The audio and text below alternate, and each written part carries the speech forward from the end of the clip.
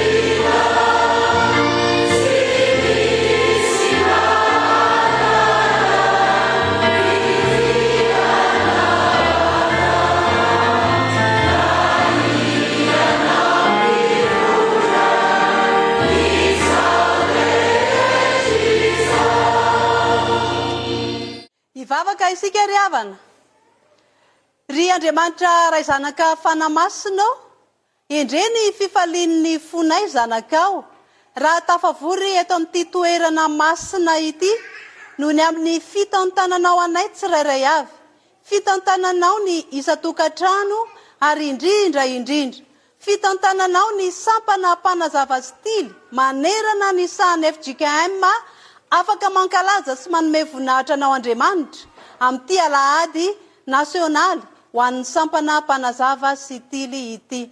Misaotra anao ihany koa ny amin'ny fitahiana sy ny fahasoavana izay efa narotsaka ao aminay tsirairay avy Tompo, ka afaka manatanteraka ny fanabeazana sy ny fikarakarana ireo madinika ao ireo, ny sampana Mpanazava sy Tily, nandritra izay fotoana maro rehetra izay.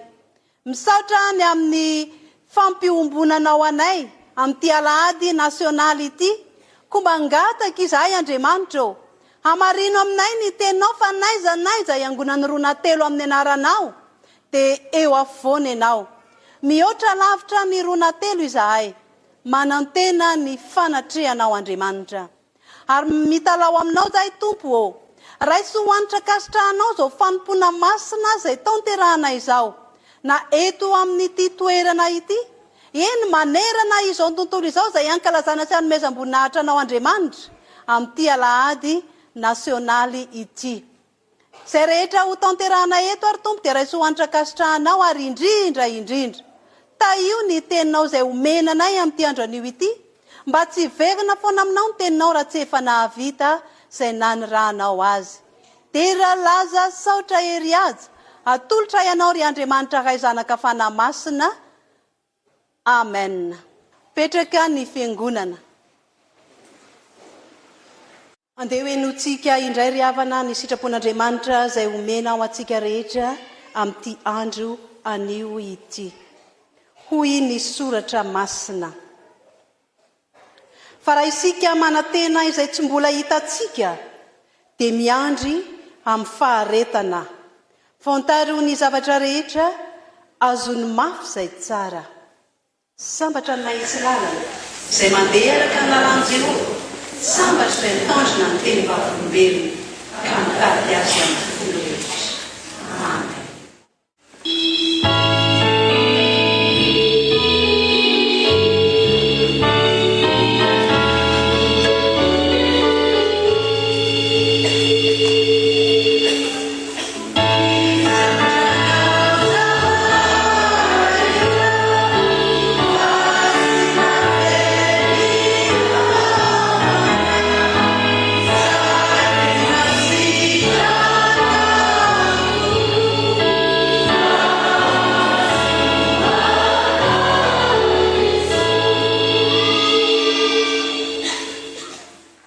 Tanteraka izany sitrapon'Andriamanitra izany isika, koa andeha isika nantonany Tompo ampanetretena, hangataka fifonana sy famelan-keloka, ary aoka ny fotsika hanaraka izao tonim-bavaka izao. Hivavaka isika.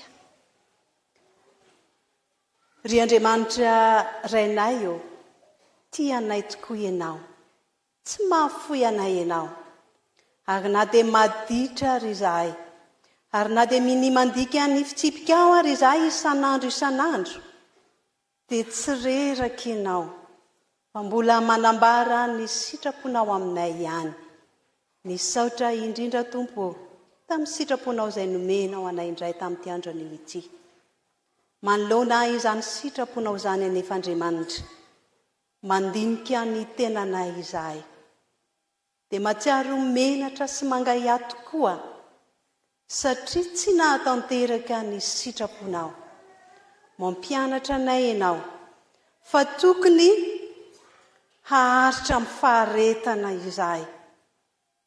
Impiry izahay Tompo, no mampiseho na misy mahita, na tsy misy mahita, na misehatra inona na misehatra inona, fa tsy manam-paharetana miandry ianao izahay. Impiry no norenesinay, fa tokony hamantatra ny zavatra rehetra izahay ka hitazona izay tsara. Fantarinay tokoa ny zavatra rehetra, ary ataonay izay rehetra tianay tanterahana sy atao eny, fa na dia mifanohitra amin'ny sitraponao Andriamanitra aza, izay manambara fa tokony hozainy tsara ihany no tanterahanay. Tsy tsara izahay Andriamanitra, ary tsy mahay manao ny tsara, koa indreto izahay. Mandoalika eo apotry ny azo fijalianao ry Jesokristy zokinay eo, mangataka famindram-po sy famelan-keloka. Mamindra-fo Jesoa amin'izay fandikana ny didinao sy ny fitsipikao. Mamindra-fo Jesoa amin'izay tsy faharetanay. Mamindra-fo Jesoa amin'izay tsy fanatanterahanay ny tsara hifanaraka amin'ny sitraponao Andriamanitra. Mifony izahay, tsy amerina intsony, enoy ny vavakay. Amin'ny anaran'i Jesokristy Tompo ilay efa nisolo vonanay no angatana izany vavaka izany. Amen.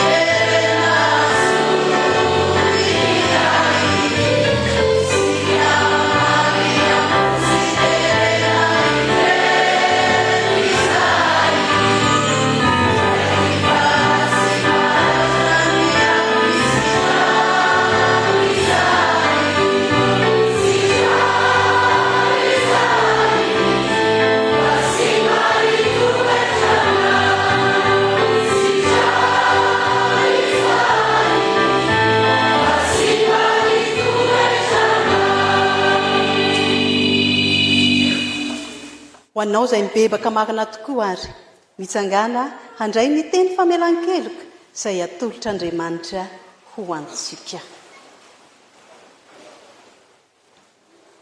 Hoy ny Tompo, fa izay miandry an Jehova dia mandroso hery kosa, elatra no hiakarany tahaka ny voromahery. Hiazakazaka izy nefa tsy ho sasatra, andeha izy nefa tsy ho reraka. Voavela ny elokareo no ny anaran'ny masina miderany Tompo. Sambatra ny olona izay voavela ny elo, tsy voasarona ny fahotana. Sambatra ny olona izay tsy sain'i Jehova elo, ary tsy misy fitaka ny fanahiny. Amen.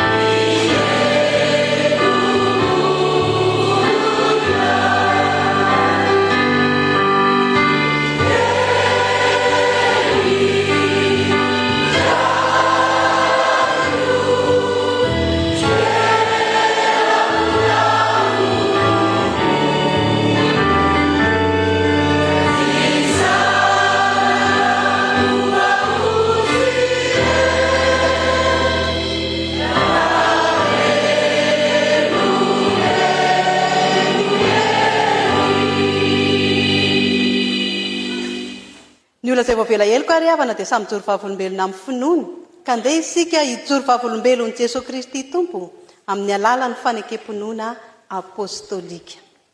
Mino an'Andriamanitra Ray Tompo anao ny lanitra sy ny tany, ary mino an'i Jesokristy zanalahy tokana tozy, izay nitorotoroana tamin'ny fanahy masina, nateraka Maria Virginy, nijala napaka Pontifolato, nongona tamin'ny azo fijaliana, matika nanlevy, nidina tamin'ny fiainatsika, nisangana tamin'ny maty tamin'ny andro fahatelo, niakatra ho any an-danitra, nilefeoka avan'Andriamanitra Ray Soa, avy any eviny tsara mivelona sy maty, mino fanahy masina, fiangonana masina maneho izao tontolo izao, fiangonana olona masina, famelan-kely, fitsangana ny tena maty, ary ny fiainana mandrakizay. Amen. Mipetraka ny fiangonana. Ampifaliana ny havana ny ara-pahanantsika rehetra amin'ny anaran'i Jésus-Kristy Tompo, ilay zokon'ny tanora sy ny Église madinika, ary manona ny fiadanan'i Jésus-Kristy Tompo aminao sy ny ankonanao. Dia isika rehetra ifampiarahaba, ifampirary soa dia hiteny amin'ny eo akaikitsika hoe fiadanana ne ho anao. Fiadanana ne ho anao.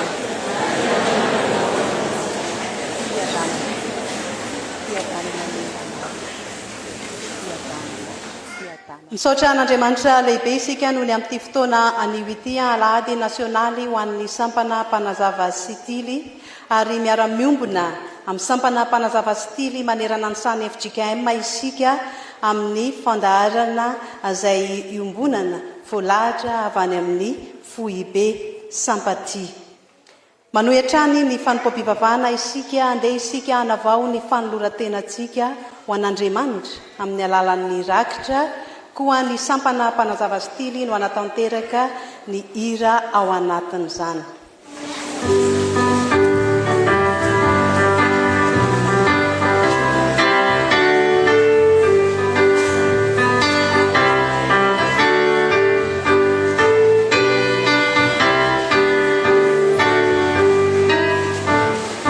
Misakaveny amin'ny toerana ny sampana Mpanazava sy Tily rehetra.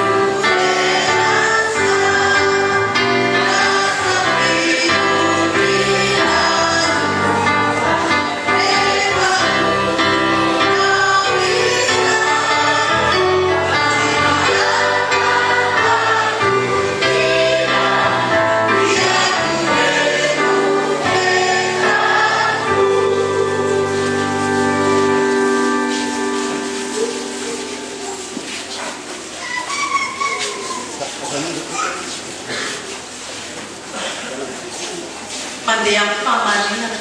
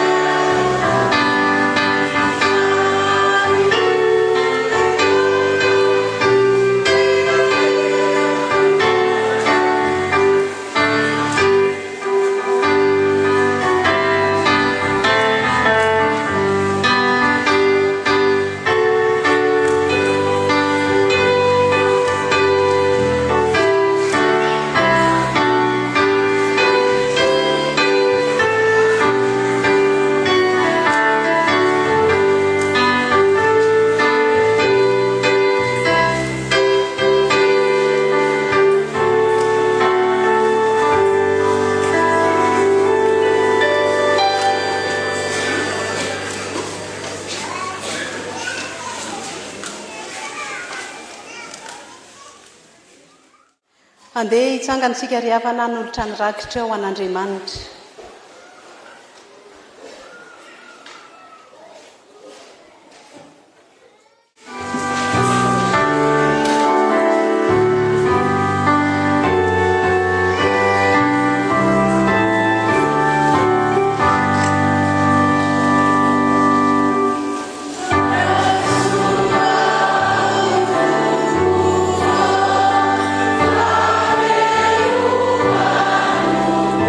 Alleluia.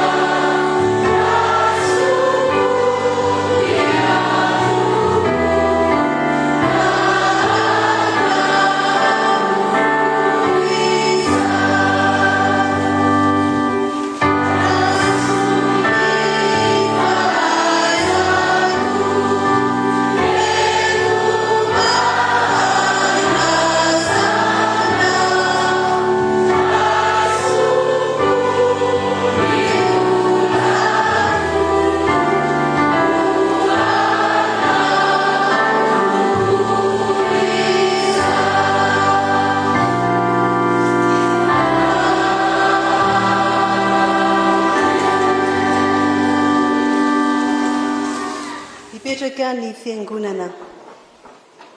Tonga amin'ny fotoana izay ankalazana ny tenin'Andriamanitra isika ry havana, izay alohavany ny 10 minitra ho an'ny tanora sy ny ankizy. Ny hira izay voalahatra no tanterahantsika dia hitsangana ny tanora sy ny ankizy rehetra.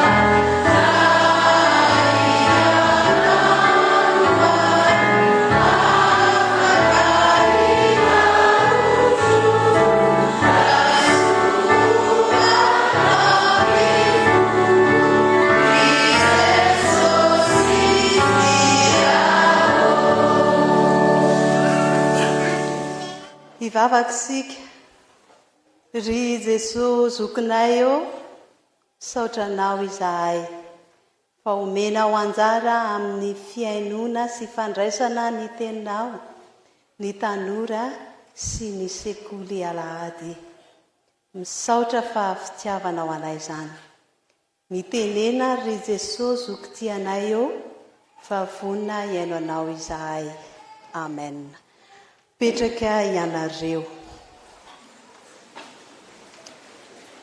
Ampifaliana no hiarabana ny sekoly alahady sy ny tanora rehetra amin'ity andro anio ity, indrindra ny sampana Mpanazava sy Tily. Sokafy ny filazantsara antsika, filazantsara araka ny Matio. Filazantsara araka ny Matio 10 dia ny 12 tapany 2. Matio 10 dia ny 12 tapany 2. Andeha vakitsika amin'ny anaran'i Jesy-Kristy Tompo. Fa izay maharitra hatramin'ny farany no vonjena. Amen. Fa izay maharitra hatramin'ny farany no vonjena. Ina moa no lohahevitrintsika rakizy amin'ity volana Novambra ity? Mahandrasa ho avy ny Tompo. Izany hoe mila maninontsika? Mila miandry. Indray mandeha ilay miandry sa indroa? Hatramin'ny farany. Izay ilay soratra masina teo Tsy indray mandeha, tsy indroa, tsy intelo fa hatramin'ny farany. Tantara kely anankiray no entina ho antsika rehetra. Niteny tamin'ny Kevin ny dadany fa raha afaka COPE Kevin dia hividanany zavatra farak'izay tsara tarehy indrindra.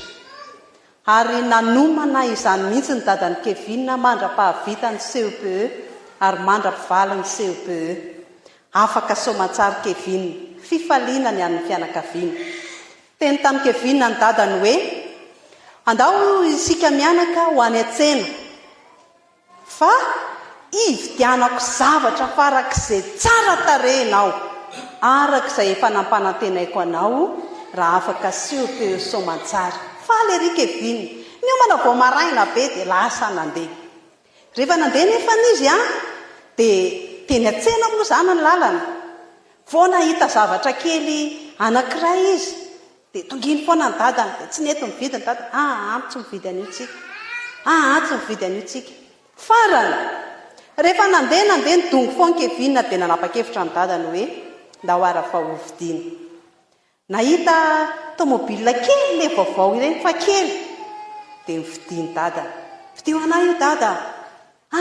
Vidio anao io dada. Vidio anao io dada. Tsy laitra mihitsy. Dia nividiana amin'ny farany. Nandrosodroso ihany izy mianaka. Ohatran'ny tiako kiraro io dada. Alao vidianao anay io. Alao vidianao anay io dada. Dia nividiana. Toy izay hatrany. Mandra-pahatongan'izy mianaka tany amin'ny toerana izay hividianana ilay zavatra efa nomanin'ny dadany, izay tomobile ngeza be. Nisy moteur mahazaka ny Kevin mamiliana eo aloha, ary mbola afaka mitondra namana anankiray izy ao aoriana. Ngeza dia ngeza. tsara dia tsara. Fa rehefa tsy naharitra Kevin dia inona ny zavatra nitranga? Lany taiza ilay vola, lany ny fidanana an'ilay tomobila kely, lany ny fidanana kiraro, lany ny fidanana zavatra madinidinika rehetra teny. Dia rehefa tonga teo amin'ilay toerana dia hoy ny dadany hoe, Kevin, hitanao io tomobila tsara tarehy be io? Hitako ry dada tena ty, io ve no vidiany dada ho anahy? Eny anaka, io mihitsy no nomaniko vidiana ho anao, fa tsy maharitra ianao. Dia lany tamin'ny zavatra madinidinika be dia be, tsisy dikany ny volantsika. Dia tsy mahazo an'io intsony ianao. Kivy tanteraka Kevin. Ary nanomboka teo Kevin dia nandray lesona fa mila maharitra manaraka ny tenin'ny dadakay. Mila maharitra amin'izay hitantanan'ny dada, mila maharitra amin'izay tenitenen'ny dada.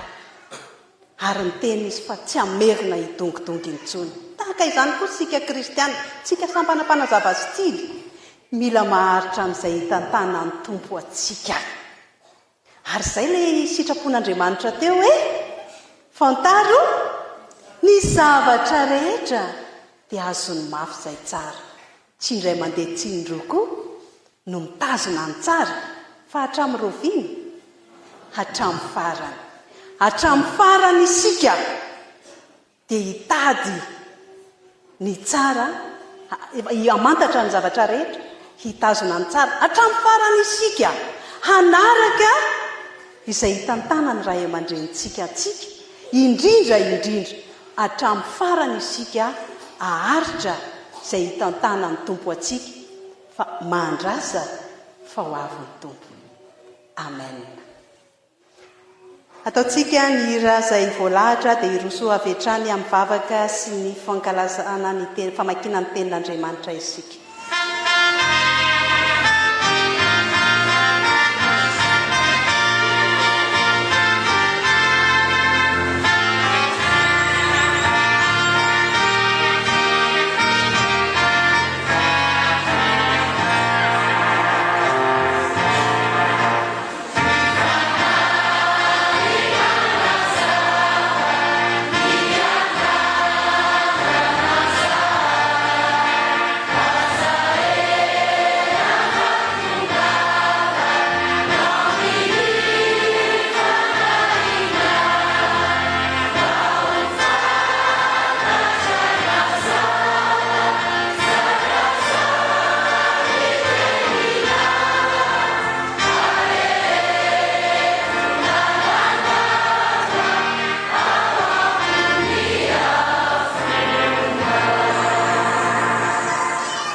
Ivavaka sika tompoko, ry Andriamanitra ray zanaka fanamasino, tonga ny fotoana izay amakina ny teny soratra masina.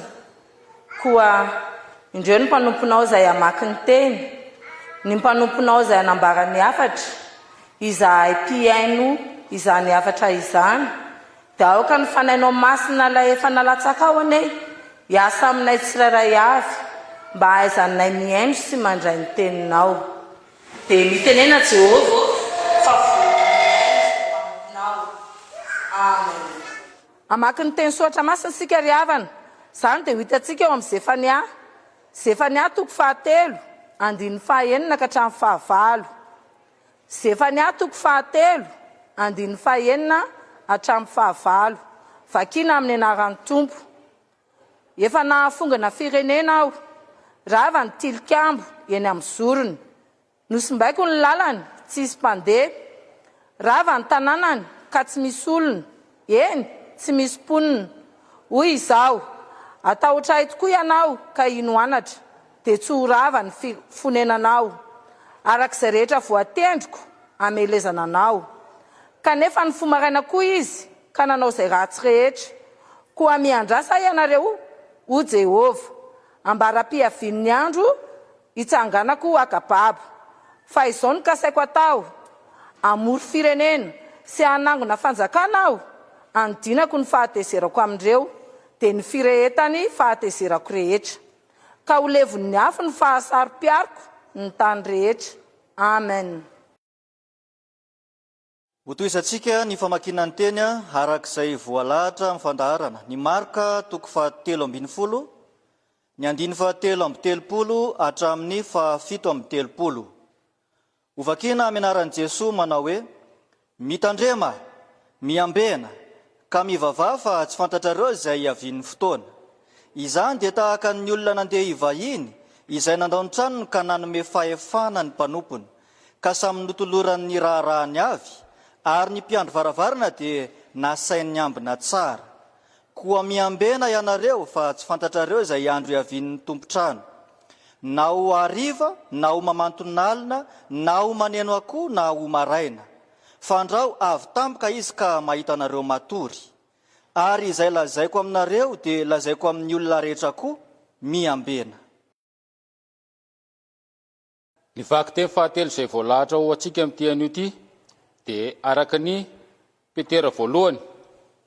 Petera voalohany 4, ny 9 ka hatramin'ny 9. Petera voalohany 4, ny 9 ka hatramin'ny 9. Izay vaky toy izao amin'ny anaran'i Jesosy. Koa satria niaritra tamin'ny nofo Kristy dia aloha mba ho fiadinareo koa izany saina izany, fa izay niaritra tamin'ny nofo dia efa afaka amin'ny ota, mba tsy handaninareo ny andro sisa ienanareo amin'ny nofo araka ny filan'ny olona intsony, fa araka ny sitrapon'Andriamanitra. Fa ampy izay ny andro lasa ho nanaovana ny fanaony jetilisa tamin'ny nandehanana tamin'ny fijejojoana sy ny fanirian-dratsy sy ny fimamona sy ny filalaovan-dratsy sy ny fisotro-toaka ary ny fanompoampy izay fady indrindra. Ary amin'izany dia gaga izy ireo satria tsy miara-miazakazaka aminy ianareo amin'izany fanarana-po amin'ny ratsy izany, ka dia teneniny ratsy. Nefa ampamoahin'ilay efa vonona hitsara ny velona sy ny maty izy, fa noho izao no nitoriana ny filazantsara tamin'izay maty aza, mba ho tsaraina araka ny olona amin'ny nofo izy, fa ho velona araka n'Andriamanitra amin'ny fanahy. Ray masino manamasinana amin'ny fahamarinana ny teninao ny fahamarinana. Amen.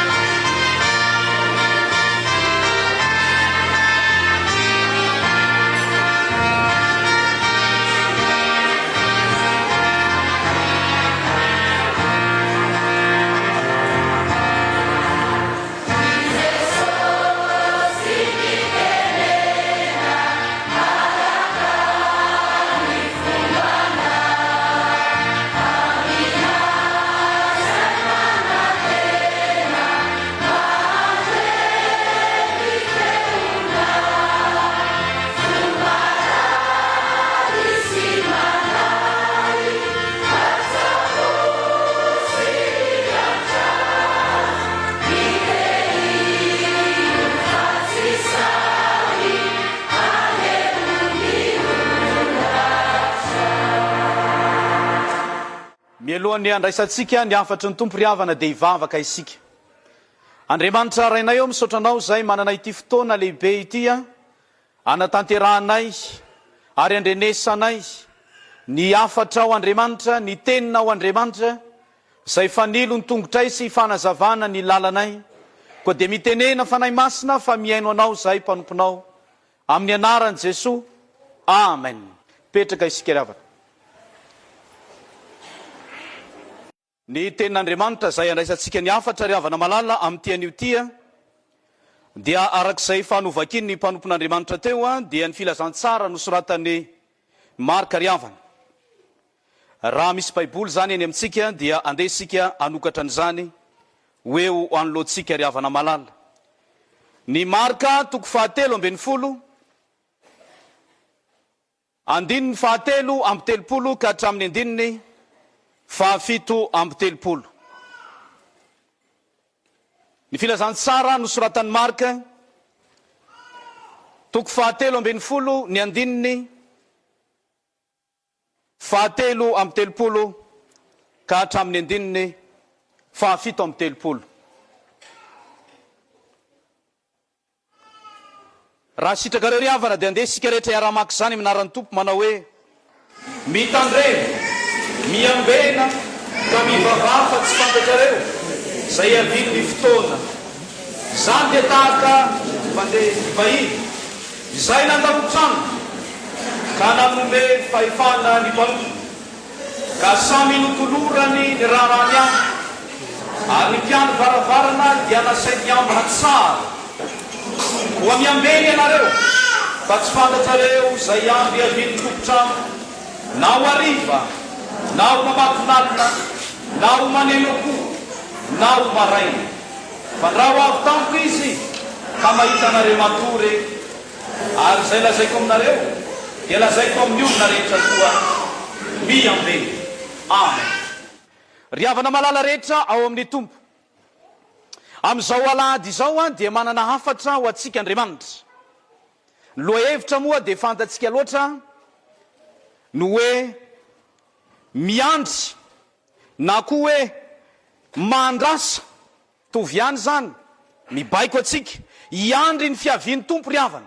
Mahandrasa fa ho avy ny tompo, mahandrasa fa tsy maintsy tonga ny tompo, mahandrasa fa tsy maintsy ho tanteraka izay no lazainy na izay nambaran'Andriamanitra ry havana ny amin'izany fiavian'ny tompo izany. Raha mamaky tsara isika ny filazantsara nosoratan'ny Marka toko 7:10 ry havana malala dia miresaka ny amin'ny andravana ny Jerosalema, miresaka ny amin'ny tsy maintsy amaranana izao tontolo izao zay azo ampitahaina amin'izay hita any amin'ny Matio toko 4:20 ny andininy voalohany ka hatrany amin'ny andininy 1:20 ary azo ampitahaina ihany koa amin'izay hita ao amin'ny filazantsara nosoratan'ny Luka toko 1:20 ny andininy 5 ka hatramin'ny andininy 4:30. Milaza fiaviana tsy maintsy tanteraka zany ry havana malala, milaza fiaviana tsy maintsy tanteraka ary arak'izay ambarany filazantsara raha tsy maintsy ho avy ny tompo ary amin'ny fotoana zay avian'ny tompo na mialohany ny avian'ny tompo dia misy famantarana maro zay tsy maintsy iseho ary tsy maintsy ho hita, tsy maintsy hiainana. Ary amin'ireny famantarana sy zavatra tsy maintsy hiainana ireny na fiaretana zany, fahoriana zany, ady zany, olana samy hafa zany dia eo indrindra ry havana no takiana ilay antsoina hoe faharetana amin'ny fiavian'i Kristy, faharetana amin'ny fiavian'i Kristy. Zay nambarany epistily voalohany nosoratan'ny Petera ho atsika teo ry havana, ny olona zay maharitra sy miaritra ary tsy vitan'olombelona zany fa ny olona maharitra dia ny olona manana ny sain'i Kristy. Ny olona manana ny sain'i Kristy no maharitra ry havana na afaka miaritra ny zavatra sedraina amin'izao andro ankehitriny izao. Iza moa amin'izao andro ankehitriny izao ny tsy mitaraina, mitebiteby araka ny voalazan'ny filazantsara nosoratan'ny Matio, andre ianareo filazana 𝙃𝙤𝙧𝙤𝙃, firenena hitsangana hiady firenena, fanjakana hitsangana hiady fanjakana. Ny olona ho tia tena, ho tia vola, ho mpandoka-tena, ho mpiavonavina, tsy manora isireny, tsy manaja zay masina ary tia ny fahafinaretan'ny nofo mihoatra noho ny fitiavana an'Andriamanitra. Moa ve tsy efa miseho zany ankehitriny? Karazana aretina zay tsy fantam-piaviana nefa miteraka fahafatesana maro. Eo ihany koa ny fahalafosa ambidi-piainana, ny fahasarotana amin'ny endrika tsy fahamarinana maro samihafa, ireo karazana fahalovana zay mamoetra ka manimba sy manapotika ny fiarahamonina. Izany tsy resy lahatra ankehitriny ry havana, tsy resy lahatra amin'izao teny izao manao hoe aleo veritsikaalakala fihavanana toy izay veritsikaalakalam-bola ankehitriny. Zany hoe ny vola no mibaiko ny zavatra rehetra ary tian'ny olona ianao noho ny amin'ny vola, tian'ny olona ianao satria zany ry havana ny zava-misy ankehitriny. Ny olona zay maharitra zany ka afaka misedra izany rehetrarehetra zany amin'izao andro ankehitriny izao dia hoy ny voalazan'ny Petera teo manao hoe manana ny sain'i Kristy, manana ny sain'i Kristy. Ary raha tsy manana ny sain'i Kristy ianao tsy afaka hitana ny finoana ary tsy afaka niandry ny tompo ao anatin'ny faharetana sy ny fiaretana. Reto misy zavatra telo ry havana zay ambaran'ny tompo araka ity perikopa ny filazantsara nosoratan'ny Marka ity dia ireo voambolana telo zay nambarany eo amin'ny andininy 7:30 manao hoe mitandrema, miambeny, mivavaha. Inona hoe ry havana? Mitandrema, miambena, mivavaha. Reo ry havana no afatra lehibe. raha te anana n'izany faharetana ny fiandrasana ny tompo zany ianao dia takiny ny soratra masina mitandremanao fatratra, mitandrema riavana. Zavatra roa no ambarany teny hoe mitandrina riavana. Ny voalohany dia zao, ny mitandrina dia fahamalinana, fahamailoana, matotra tsara amin'izay zavatra mety miseho na ny hoavy. Ka ny mitandrina ambara ao anatin'izany dia olona mahatoky marina tsara ary miezaka ny hotony tsara, tsy olona taitaitra. Tahaka n'ilay ambarantsika ray aman-dreny rehefa mba mitendry ny zanaka hidina amin'ny eskale na ny tohatra, dia hoanao tsika mitandrema tsara anaka, malamy io.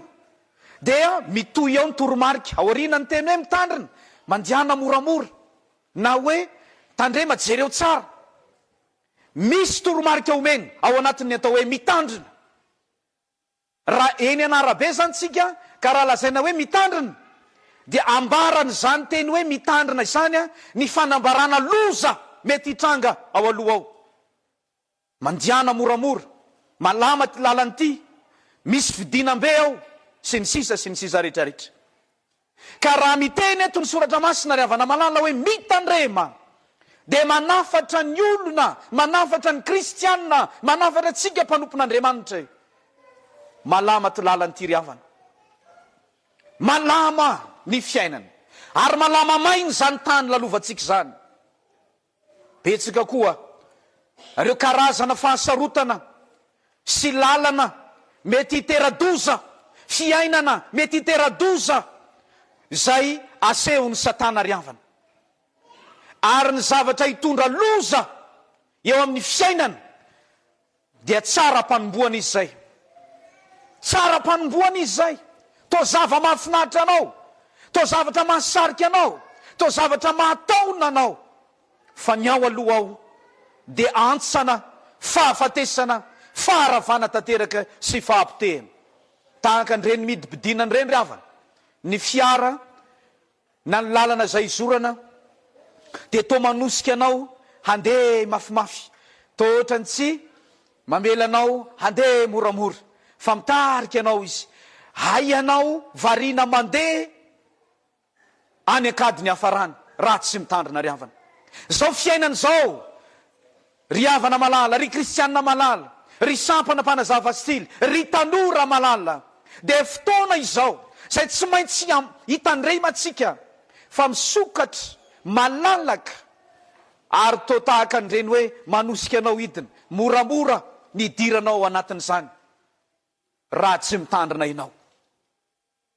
Amin'izao tsika miteny zao dia tena moramora kokoa ny fisariana ny tanora, ny fisariana tsika ho any amin'ny faharatsiana, ary tena mora. Raha tsy hiteny fotsiny aho hoe ny Facebook, mba manaova moa anao soratra masina, firiny mba manao vue sy manao j'aime aniny. Fa raha misy zavatra ratsy ao, tahaka ny hoe sarin'ny olona tsy miakanjo, na teny ratsy, dia feno ny vue ary feno ny j'aime, feno ny tsy fantatro tsony.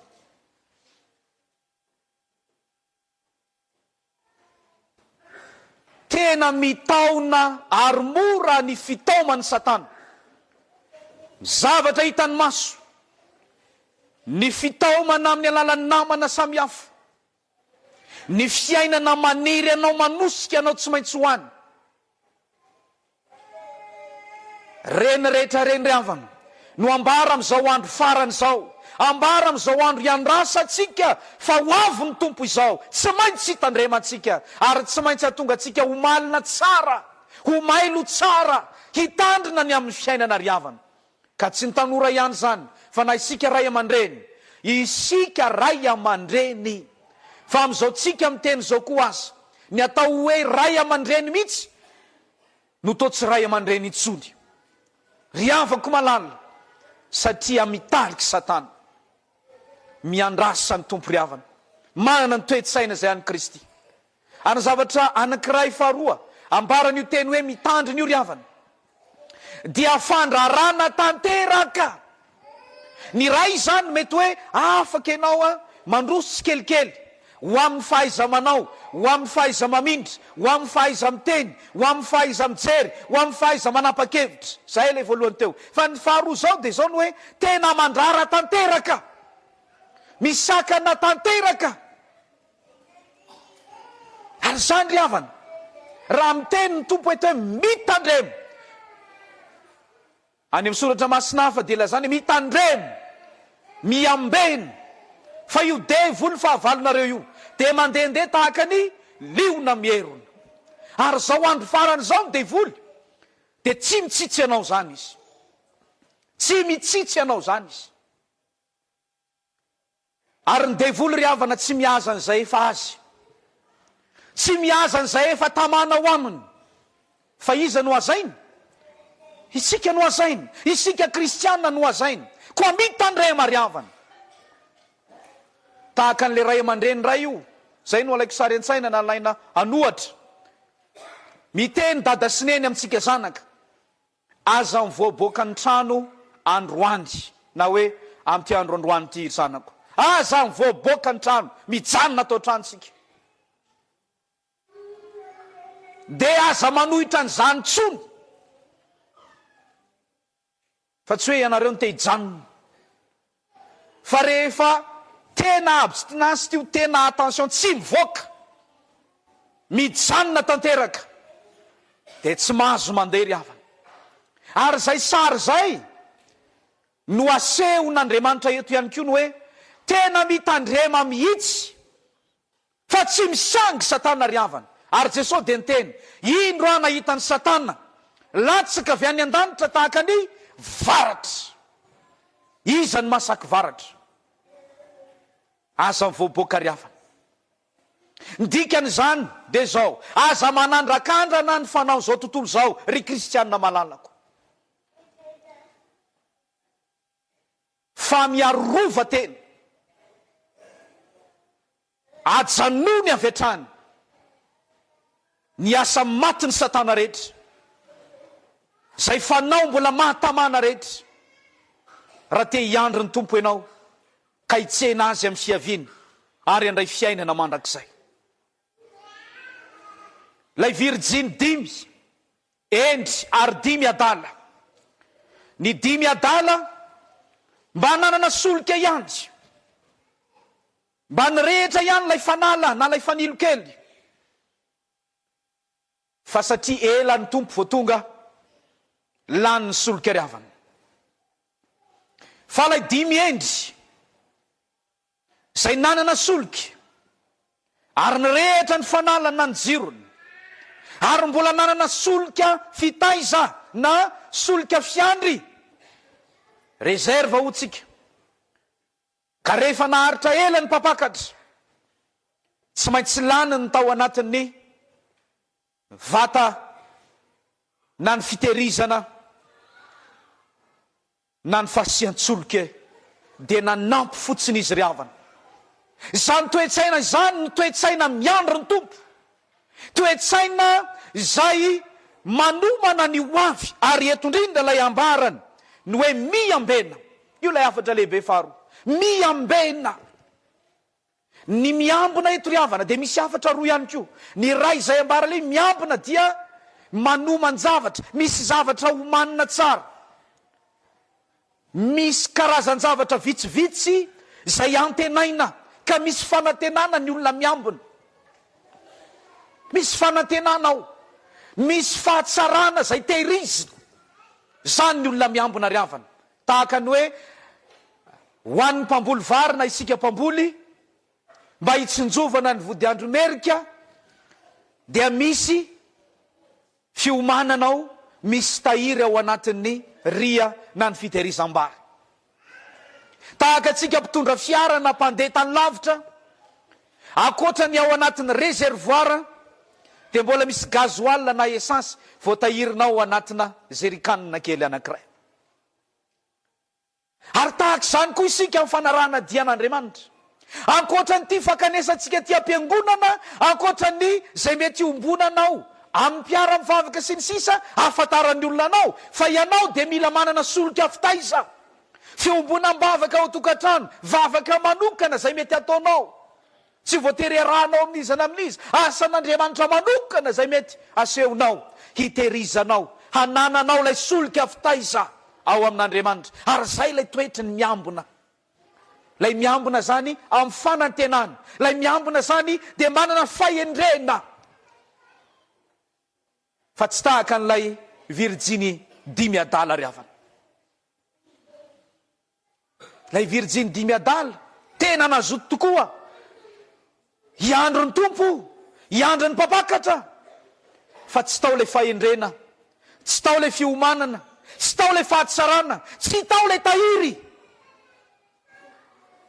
ka tsy nahandry lany ny solika ry havana. Ny ahafantarana fa tena kristianina ianao ry havana, tsy ianao makaty am-piangonana ihany, tsy ianao mivavaka ihany, tsy ianao zay manao ny fanamina ny sampanasampana zay toerana sampanasa misy ianao, tsy iza zay mety hitanao izao ihany no ahafantarana fa kristianina, fa ny maha kristianina anao dia ny fiainam-panomponao mitohy, ny fiainana fijoroana vavolombelona mitohy, ka eto am-piangonana ianao kristianina, eny an-dalana ianao kristianina, any an-trano ianao kristianina, any amin'ny toeram-piasana ianao kristianina, iny lay mitana ny solika. Ary marina mandrakariva ny maha kristianina anao. Zany toetra zany takiany tompo amintsika miandry azy.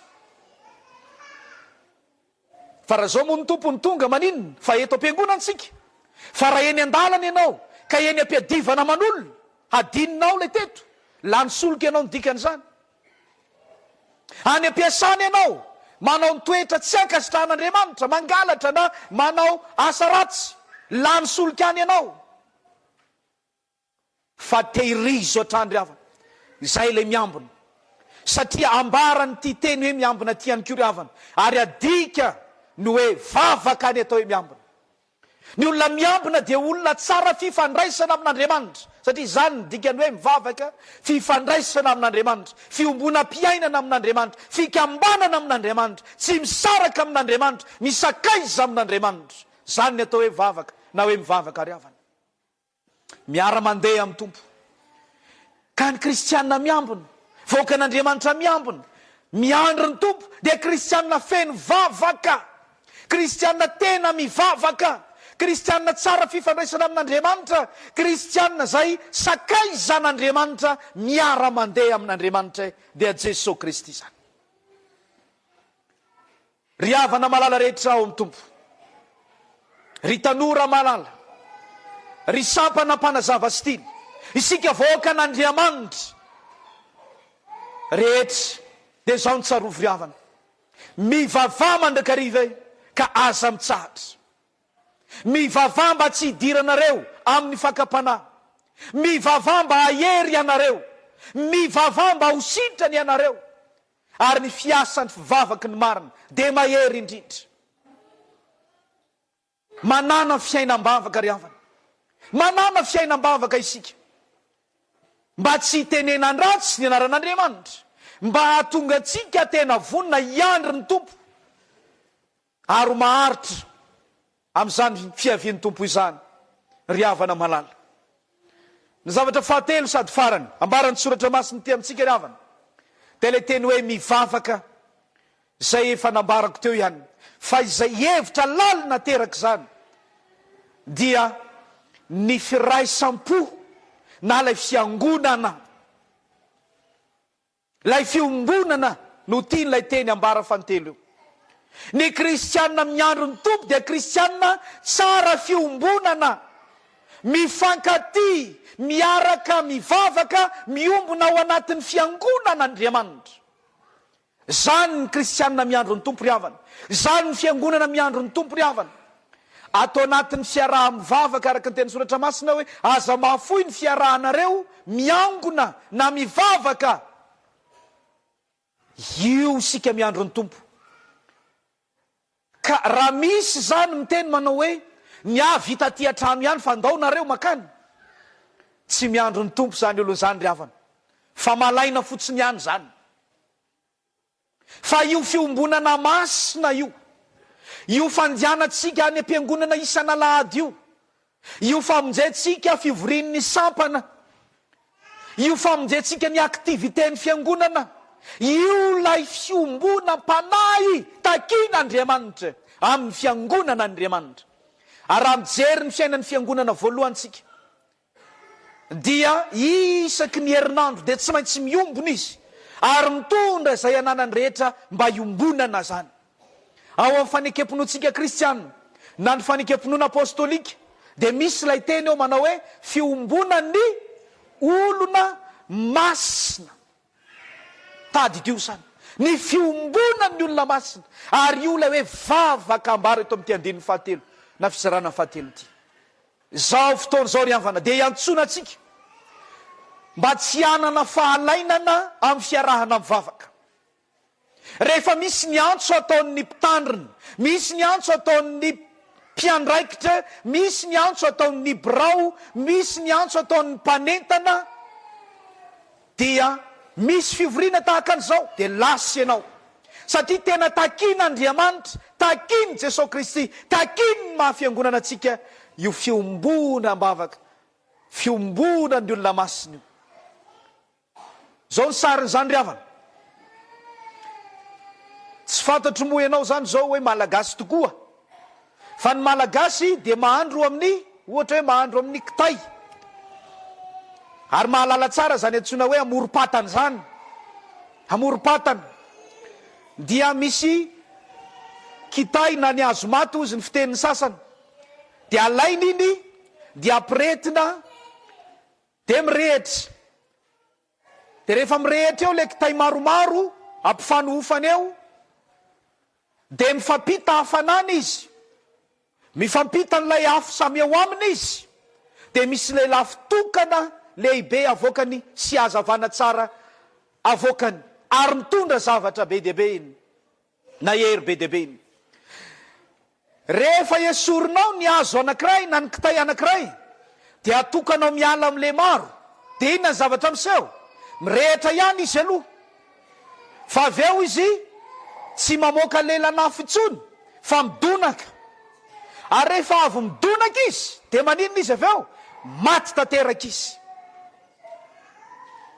Lay fiombonana dia mitondra afo, mitondra hery, mitondra hazavana, mitondra aina. Ary zany no miandro ny tompo zany. Eto ianao amin'izao fiombonana masina zao, eto ianao no mahazo hafanana, eto ianao no mahazo hazavana, eto ianao no mahazo aina vaovao, eto ianao no mahazo hery. Ary mitondra zany ianao. Fa raha mitokana miala amin'ny fiombonana ianao dia ho tahaka an'ilay hazo anankiray izay nialantsika tamin'ny voalohany teo, hirehitra ihany aloha ianao. Fa rehefa avy eo ianao idonaka, ary ny atao hoe midonaka dia mamparary masony manodidina ary mitondra aretina ho an'ny hafa, problema ny fisianao. Ary avy eo rehefa vitanao ny asa ratsinao na ampitomany olona, nidonaka na niempotra, maty ianao ny hafarany, tsy nahandro ny tompo intsony. Ary zany ry havana no itenenana amintsika manao aza mahafoy ny fiarahantsika miangonana mivavaka, mitaona antsika azoto amin'ny fiaraha mivavaka, mitaona antsika azoto amin'ny fiangonana hanompo an'Andriamanitra. Tahaka izao ataontsika izao ry havana, miantso antsika sampana Mpanazava sy Tily rehetra mba azoto amin'ny fotoam-pivoriana izay iangonana hitaomana antsika isan-kerinandro, na fotoana hiatsony ny sampana ato anatin'ny fiangonana, na fotoana hiatsony ny sampana eo amin'ny synodam-paritany, na fotoana hiatsony ny sampana any amin'ny foibe. Mazoto amin'izany fiombonana zany isika, fa raha mazoto amin'izany isika dia ho tanteraka izany hafanana, izany hery, izany hazavana ao anatintsika izany, ka tena ho mpanazava fa tsy hazavaina, tena ho Tily fa tsy Tylina ry havana. Amin'izany fotoana zany dia ianao lay mazava mitondra hazavana ao amin'ny aiziny, ary ianao lay Tily mitsangana eo ambonin'ny faneva ho tazana ny firenena, ka mitazana ny fahavalo izay mety hanjon'ny firenena, ka manaisotra an'izany mialoha amin'ny fanabeazana hoentintsika. Arovy ary havana ny soatoavina tsara indrindra, ka ho vonina tsara amin'ny asa tsara rehetra, ary eo ka hirehitra ny jironareo, miorena tsara aza miova ary mahefa be mandrakariva amin'ny asany tompo ko ataovy mpianatra ny firenena rehetra ho an'Andriamanitra ny voninahitra ary ho aminareo kosa ny fiadanana. Amen.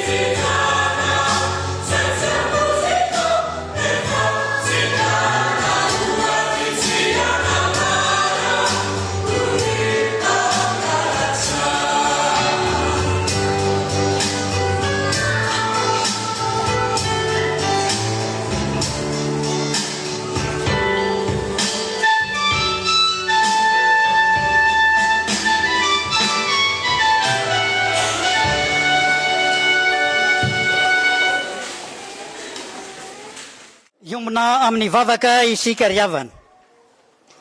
Misaotra anao zay Andriamanitra rainay eo. No ity andro fotoana androany ity. Nampiaranao feo manakoako anay indray androany. Mba hiandry ny fiavianao Jésus-Christ Tompo. Ary zany indrindra Tompo, no anso lehibe ataonao amin'ny fiangonana FJKM maneran-tany. Ka amin'ity androany ity dia nambara taminay teo fa eo ampiandrasana ny fahatongavanao izay de mila mitandrina eo amin'ny fanomponay sy eo amin'ny fanoloran-tenanay. Sapanay mantsy ankehitriny ry Tompo, manjaka ny asany maizina, manao izay azony atao isatana mba hahatonga anay tsy andry izany fiandrasana ny fahatongavanao izany. Ka sainao izay mba homalina, homailo, mba ahatanteranay hatramin'ny farany ny fanoloran-tenanay sy ny asa fanompona izay ataonay. Tompo, lehibe tokoa ny teninao, satria raha tsy miambona mantsy izay eo amin'ny fiainana sarotra zay atrenay, dia mety ahita loza ary andeha amin'ny sarotra satria zany ny tanjony satana aminay. Ka izany indrindra ny mahatonga anao handraranay mihitsy ka hanao zay rehetra araka ny sitraponao, fa handa zay rehetra endrika sy fomba izay hitary ny asan'ny maizina sy ny asan'ny satana. Misaotra Tompo fa izany no afatra angetrabe izay omenao anay. Ary tsy vitany hoe hitandrina ihany, fa ny ambina ihany koa, fa mila miambina izay manoloana ny fiainana zay atrenay, ka mila miomana tsara ka hitahiry ianao Jesy-Kristy Tompo eo amin'ny fiainanay manontolo, mba hahatonga anay tsy hanana fanenenana amin'ny andro farany, ka hiteny hoe 𝙗𝙑𝙗𝙧𝙗𝙗 no natao. Misaotra Tompo fa mbola mananatra ianao, mbola miteny aminay ianao, ka ny fomba entinay dia mba hahatonga anay feno vavaka, hahatonga anay tsara fifandraisana aminao Andriamanitra amin'izay rehetra ataonay, mba homendrika anao izahay. Fa indrindra Tompo, ny mba hanananay ny fiombonana amin'izay vavaka ataonay, satria ilainay izany, zay fiaraha mivavaka, fiaraha miombona, fa izahay ety an-tany amin'izany fiombonana izany indrindra ry Tompo, dia manao entraînement, satria zany ny fiainanay any an-danitra miaraka aminao. Tompo Andriamanitra ianao, ka miteny sy mananatra mba haizanay mandray ny teninao ahatonga anay ho mendrika amin'ny andro farany izay iantsonao anay. Ankehitriny ary Tompo, manoloanay izany afatra angezabe izay miantefa aminay izany, dia mahatsara ambavaka manokana izahay ho an'ny birao fohy be sampana Mpanazava sy Tily, izay hitariny toy ny mpanatanteraka izany. Miasa mahery ianao ry Tompo, mba hiasa amin'ireo tompon'andraikitra maro samihafa, mba azahoana mampita ny amin'izay afatra lehibe, mba hiorenana ka hananana olona vanona sy vonona ho amin'ny fanompona sy ny fanoloran-tena eo anatrehanao. Tahaka an'izany koa ny ao amin'ny biraon'ny SAMPATI ao amin'ny synodam-paharitany, tahaka izany koa ny biraon'ny SAMPATI amin'ny fitandremana, mba tena andeha araka ny sitraponao, ka re tompon'andraikitra maro samihafa dia samy omenao ny fanahy masina ry Tompo, azahoany manatanteraka ny sitraponao.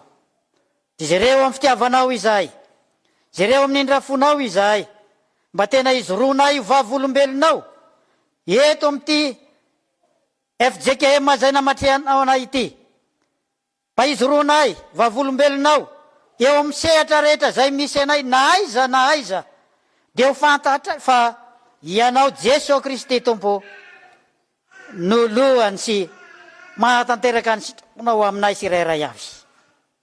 Vavaka aminao izay ry Tompo, mametraka ny fiainam-panompony tsirairay avy eo am-pelatananao. Ao re tompon'andraikitra, ny amisan-karazany, sampana mena, sampana maiso, ao anatin'izany ihany koa ny lovitao, mba tena ho mpanomponao izy ireny, ka hanaiky anao Jesy-Kristy ao amin'ny fiainana manontolo, mba isiny fitsavanao eo amin'ny fiainany tsirairay avy. Vavaka aminao koa izay ankehitriny, ho amin'ny isa tokantrano sy ny isam-baravarana, ianao ny itayany izy ireny mba hizoro eo anaty anao ao anatin'ny fotoana sarotra sy manahirana izao, dia mahatoky izay ry Tompo fa marina aminay ny teninao ny hoe indro zaho miara-dalana aminareo mandrakariva ambara pahatonga ny fahataperan'izao tontolo izao. Jesokristy Tomponay eo mivavaka izay ho an'ny FJKM ray manontolo, zay tarihan'ny foloa sy ireo mpiandraikitra be sy ireo mpiandraikitra fohy be rehetra ny aty amin'ny sampanaisana ambaratongany, dia anao ane hitari-dalana tokoa hanome ny fanainao masina ka izy ronay vavolombelonao amin'ny andronay manontolo eo ampiandrasa na ny fiavianao Jesokristy. Ko raha tonga ianao ry Tompo dia ho marina aminay ilay teninao manao hoe ry mpanompo sara sady mahatoky nahatoky tamin'ny kely ianao ka ho tendreko ho mpanapaka ny be, midira amin'ny fifaliany Tomponao. Izany indrindra ry Tompo no andra ny rainay eo amin'izao fanoloratena sy ny fanompona tena izao. Masarambavaka koa izay ho an'ny firenenay sy miafina eo anaty anao ry Tompo ny amin'ny fanavaozana izay entina kehitriny, fotoam-bavaka ho an'ny filoham-panjakana sy ireo governemanta sy minisitra miaraka aminy mba tena izery tokoa ny amin'ny fiainana ny vahoaka malagasy ka tena iorina tanteraka tokoa aminao mandra-piandrasana ny fiavianao Jesokristy Tompo. Zay rehetra ireto ry Tompo dia fantatra fa manana ny etaetanay ary tsaronay Jesosy fa miay ny vavakay ianao, dia ny vavakay manerana izao tontolo izao sy manerana ity firenenay ity. Koa dia andeha izahay hitrotro ambavaka izany avy aminay tsiraray avy ka dia miainoy ianao.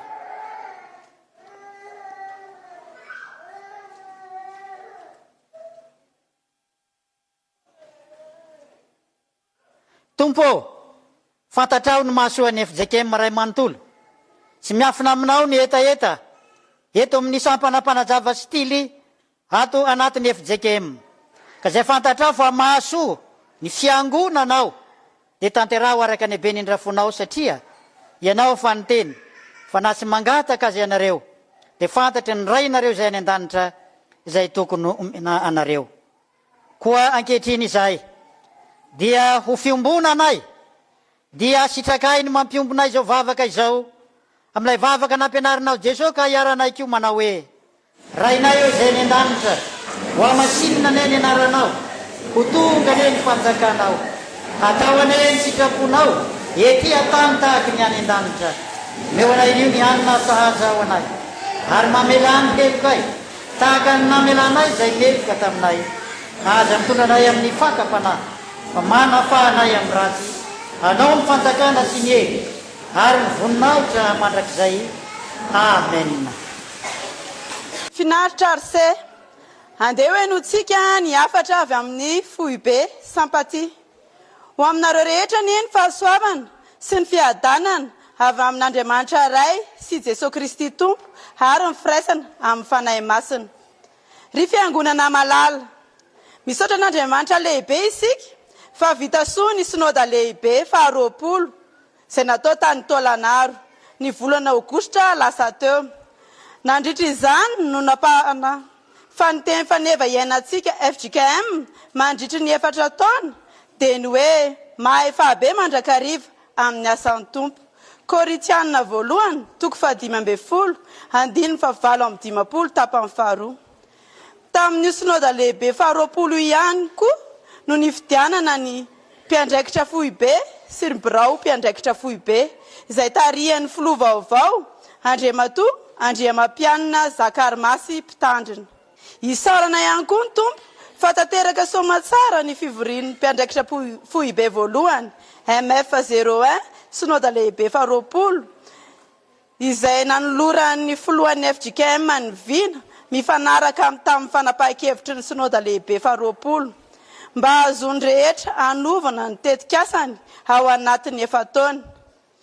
Nandritra ny fivorian'ny mpiandraikitra FTV voalohany sinoda lehibe faharoapolo io no nifidiananareo tompon'andraikitra mpanatanteraka izay tarihan'ny sekretera jeneraly Andriamatoa Rakotony Indrainy Jaune na mpitandrina. Isika SAMPATI dia sady miarahaba no mirary soa azy ireo AFIFAB amin'izao andraikitra ny fidianan'ny tompo sy ny fiangonana azy ireo izao. Noho ny fahasoavan'Andriamanitra dia voatendro président synodaly synodam-paritany Tsirory-Mandidy SP34 ny filohantsika SAMPATI Andriamatoa Ramanadradrarivo Lanto Johnson na mpitandrina na 𝙁𝙑𝙑𝙁𝙗 mandritry ny fivorian'ny komity FTV izay ho tanterahina amin'ny 17 ny volana febroary 2024 no ifidianana izay hosolony sy ampidirana ireo tetikasa mifanaraka amin'ny vinan'ny FJKM ho an'ny SAMPATI. Ambara amin'ny fomba-piangonana mandritry ny famaranana ny komity FTV ny alahady 15 ny volana febroary 2024 sady ho fitrotronam-bavaka ny taom-piasana vaovao 2024 ny hevitra tapaky ny komity FTV rehetra. Miroso hatrany isika SAMPATI araka ny teny fanevantsika hoe aoka irehitra ny jironareo koa manantena sy mankahery hatrany ny rehetra amin'ny fanaterahana ampahavononana ny etsim-panabeazana ho fampandrosoana ny fiangonana sy ny firenena. Ezaka isika amin'ny fiarah-miasa amin'ny synodam-paritany ny komity paritany synodam-piangonana hafa ary ny Mpanazava sy Tily eto Madagaskar izay tarihan'ny komity lehibe. Antenaina ny fandraisana anjarany rehetra izay miakatra eto Antananarivo ivahiny amin'ny toeram-pisakafoanana Manasoa rihana 5 trano ifanomezan-tsoa izay fidiram-bola maharitry ny SAMPATI FTV. Irosona ny fanatsarana ny politika mpanabeazana amin'ny alalan'ny fiofanana ainga isam-baratongan-drafitra. Ankehitriny efa vonona ireo toerana samihafa koa ny karatra mahampikambana SAMPATI sy ireo artikla isan-karazany azony rehetra jifaina ao amin'ny FTV SAMPATI varavarana 700. Indro alefanay ao anatin'izao fandarana izao ny adidy sy ny rakitra nataon'ny synodam-paritany sy ny isam-pitandremana tamin'ny taona 2024 ity. Ary antenaina ny anohizantsika ny fandavifasana ireo aty amin'ny FTV ka isaorana indrindra ny tsirairay sy ny isam-baratongany. Amin'ity taona ity dia isy ny fionam-beantsika izay ho tanterahina ny 17 ka hatramin'ny 19 ny volana aogositra 2024 raha tsy misy ny fiovana any amin'ny synodam-paritany Ambatorazaka vaovao SP05 samy miomana amin'izany ary isika rehetra. Eto am-pamaranana manonona ny fiadanan'ny tompo ho aminareo rehetra raha antenaina fa tsy ho tapaka hitrotram-bavaka ny fiainan'ny sampana isika mandritra izao aladin'ny SAMPATI izao sy amin'ny andro rehetra manaraka. Mamangy sy manao velomanareo amin'ny anaran'ny tompo lohan'ny fiangonana sady zokintsika. Amin'ny anaran'ny FTV SAMPATI ny filoha mpiara-mitantana Andriamatoa Remara Donatelo mpitandrina Jakala Mariska Ramatoa Andrianja Voangy Vonenina Milofo. Ny tonia Andriamanantena Solo Jean-Jacques Séraphin Jones mpitandrina na Fandrasa Mikala. Melohan'ny anoloran'ny ray aman-drenitsika ny tsodrano dia andeha hiaraka hitsangana sika anatanteraka ny hira 520 ny andininy voalohany ihany.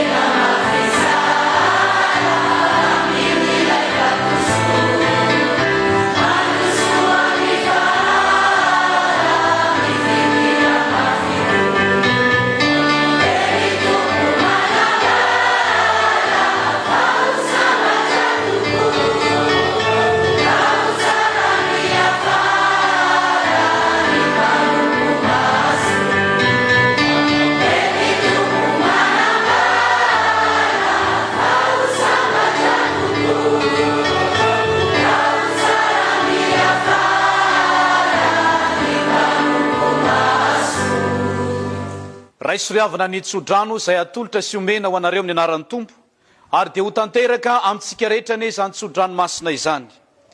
Ary Andriamanitry ny fiadanana ne no hamasina anareo samy ho tanteraka ary aoka ho arovana avokoa ny fanahinareo sy ny ainareo ary ny tenanareo ho tanteraka ka tsy anatsiny amin'ny fiaviany Jesosy Kristy tompontsika fa mahatoky ilay efa niantso sy ny fidy anareo izy rery ihany no anefa izany mandiana amin'ny fiadanany tompo amen. Petraka isika ry havana mivavaka mangina misaotra ny tompo ary dia apetra ho aminy ny fiainantsika rehetra.